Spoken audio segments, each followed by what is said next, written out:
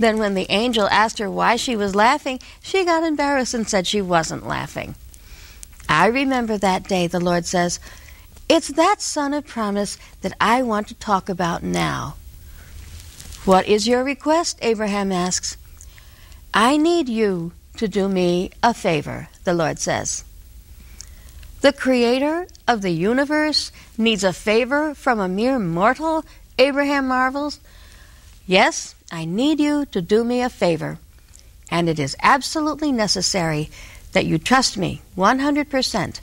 Do exactly what I tell you to do, and don't ask any questions. I am your obedient servant, Abraham replies. I want you to take Isaac, the son of promise, the one you love. Take him to a mountain that I will show you, and there offer him as a sacrifice to me. At this moment, the only sound in all the world is a sudden gasp of air into Abraham's lungs. His whole body stiffens with shock. When he recovers the ability to breathe, his lips stammer as he tries to answer the Lord. Lord, how can you be asking such a thing? I know you. You abhor the practices of the heathen. How can you be asking me to do such a heathenish thing? I don't understand. The Lord answers with gentle firmness, Abraham, I told you. I need you to do me this favor. You must love me perfectly, obey me perfectly, and you must ask me no questions. Then Abraham felt alone. He knew the conversation had ended. He sat for a long time alone in the door of the tent. He looked out across the barren landscape. He looked up at the stars beginning to twinkle in the evening sky. And he began to cry. The next morning, early, even before Sarah was awake, he packed up the ass, got the 2 servants and his son, and they headed out on their journey. At one point, they left the 2 servants to take care of the donkey and went alone together. Abraham carried the fire and the knife, and Isaac carried the wood. Abraham barely spoke a word, and Isaac was troubled. Father, he says, we have the fire and we have the wood, but where is the lamb? Abraham's heart is breaking, but he manages to answer his son.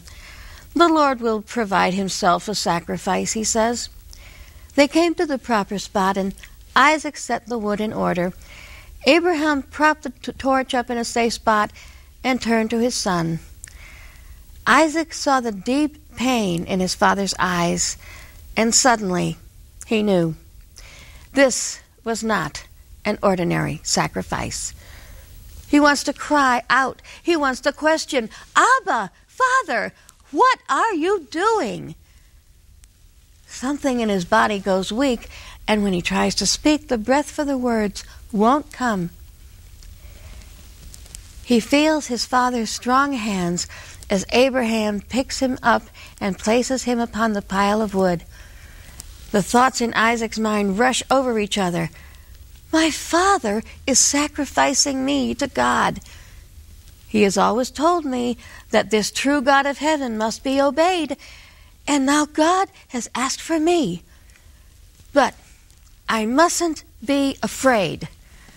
My father has told me that I am the son of the promise, to be the father of many nations, to have more children than there are stars in the sky.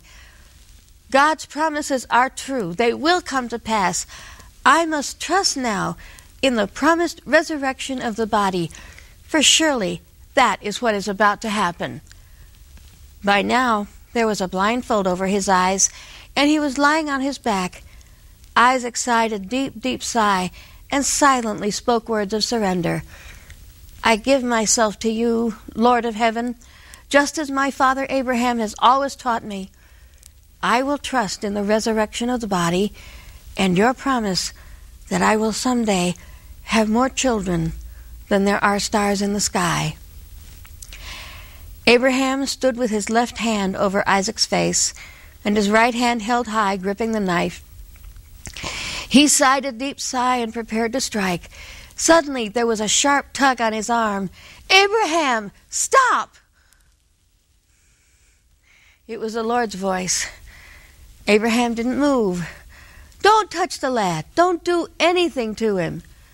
Now I know you fear me, because you haven't withheld your only son from me." Abraham dropped the knife and snatched the blindfold off his son's eyes, and father and son embraced each other, neither one fully understanding just what all this meant. A long moment later, they looked up from their embrace and saw a ram caught by his horns in a bush, and they sacrificed the ram. They walked the long way home in silence. We next see Abraham sitting alone by his tent door, watching the evening come. Again, he hears the familiar voice of his friend. "Abraham." "Yes, Lord, here I am. I want to thank you for obeying me so completely and not asking any questions."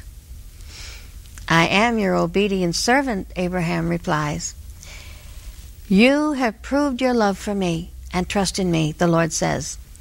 "Now you have permission to ask questions." So many questions jumped into Abraham's mind at one moment that he hardly knew what to ask first. "Lord," he began timidly, "I know that you were testing my love for you. I know that you were testing my willingness to obey you.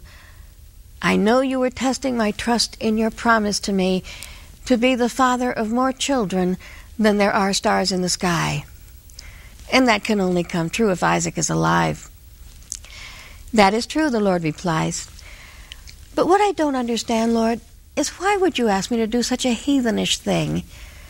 I know you. You hate the practices of the idolaters in the countries around me.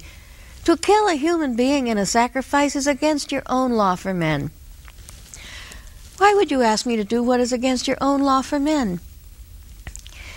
Abraham's voice trembled a bit. He felt like he had felt on that day many years ago when he had dared argue with the Lord concerning his judgment at Sodom and Gomorrah. But the Lord didn't seem offended at all. In fact, Abraham thought he noted an extra tenderness in the Lord's voice. "Abraham, what I asked from you and Isaac will ring down through the ages that are yet to come to the race of man. It will forever speak to mankind of my own love for them." "How can that be?" Abraham asked. "Abraham," the Lord replied earnestly, "what you and Isaac did was act out in a figure what I am going to do to redeem the sons of Adam from the death their sin has brought to them." "How can that be?" Abraham asked. "You know," the Lord replied, "how I've always asked you to sacrifice a perfect lamb." "Yes," Abraham nodded. "Do you think I really enjoy the death of those dear little things?" the Lord exclaimed. "No." Abraham shook his head, his heart beginning to pound in expectation of the Lord's next words. "The sacrifice of the lamb is to cover the sins of the people," the Lord said, "but it's only temporary. At the time appointed, in the ages ahead, I am sending my Son to earth in a human body.